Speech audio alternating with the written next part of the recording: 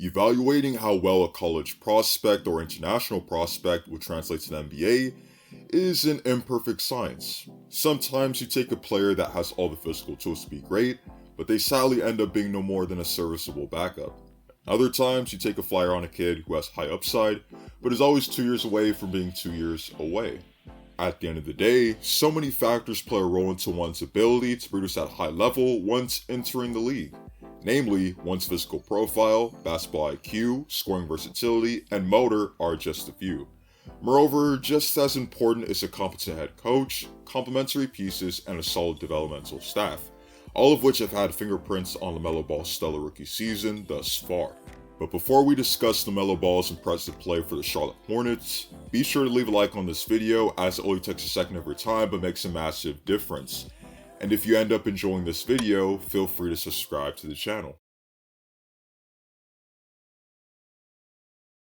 Heading into the NBA draft, LaMelo Ball was undoubtedly one of the more polarizing prospects, with comparisons ranging from guys like Jason Kidd on the higher end to guys like Thomas Satoransky on the much lower end. And the reason for this disparity in perception of LaMelo was due to his immense talent and upside being overshadowed by glaring weaknesses and flaws by NBA fans and scouts alike. As an oversized point guard that's an imaginative passer, a creative finisher, has a 6'10 wingspan, a great feel for the game, and a solid handle, you'd like to believe that LaMelo would have been beloved by scouts of prospective lottery teams, especially given the fact that it was considered a weak draft by most people. However, coupled with his measurables and intangibles were poor shot selection at times, a wonky shooting form, and a lack of defensive awareness. But to be fair to LaMelo, I do think that his weaknesses were a product of not being in a disciplined offensive or defensive system before joining Spire Academy, and I do feel that these aspects of his game could have been worked on and surely developed under a disciplined system in the NBA. If you grew up being unable to take any shot you want in situations where defense is an afterthought all the time, it's easy to figure out why LaMelo established bad habits on the defensive end, such as getting caught in ball screens, gambling a ton, and missing rotations. However, as seen with Lonzo, if you had the physical profile to be a solid defender, even if you weren't touted to be a great defender in the league, you can still be one with better awareness and just better effort.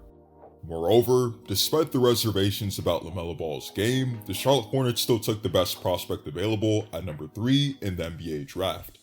This could have been seen as an odd choice given the fact that Terry Rozier and Devontae Graham were still on the roster, and trading down for a big like a Kongu would have made a lot of sense. But if you're the Charlotte Hornets and desperately need a game changer at the number 3 pick, you still take the best player available.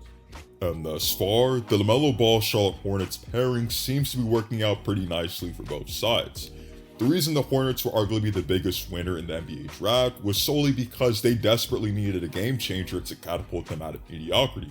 And they did so by getting the number 3 pick despite only having a 6.7% chance of doing so.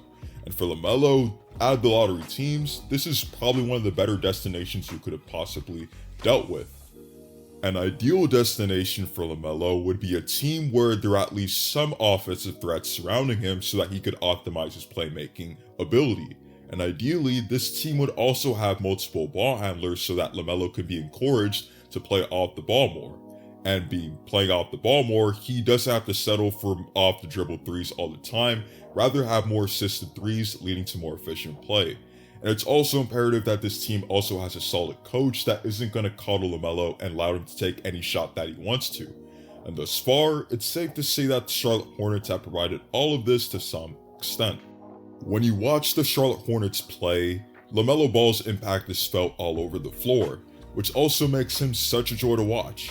Whether it be in the pick and roll, transition, or just driving and kicking, he's always looking for his teammates, usually setting them up with mesmerizing passes.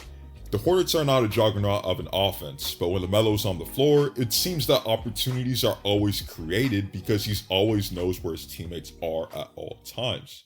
Coming into the league, LaMelo is obviously touted as a better finisher than Lonzo, but I think that kind of downplays how creative of a finisher that he actually is.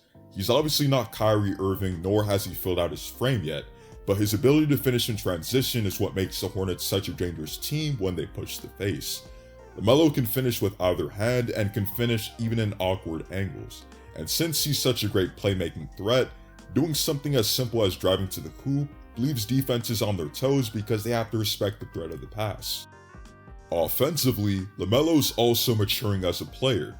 As I alluded to earlier, having multiple ball handlers encourages LaMelo to play off the ball more and allows LaMelo to get easier three-point attempts rather than just settling for off-the-dribble attempts all the time. And having guys like Hayward and Rozier drawing attention away from the defense just allows the door open for more efficient play from LaMelo, which also includes lessening his turnover total. Despite his wonky shooting form, LaMelo has also been solid from 3 and the free throw line this season, shooting 36% and 79% respectively, and over the past 5 games, he's been very efficient from 3 and the free throw line as well.